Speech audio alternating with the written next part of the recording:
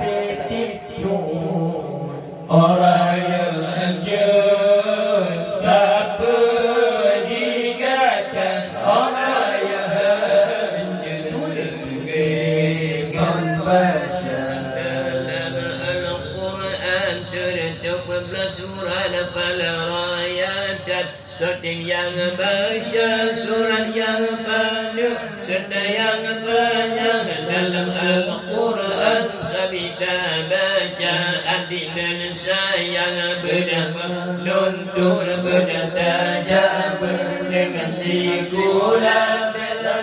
sabit dan juga emput pandangan hancur seperti gata berdebau idram liman la ikhfa dibaca bertemu segala huruf segala baris dibaca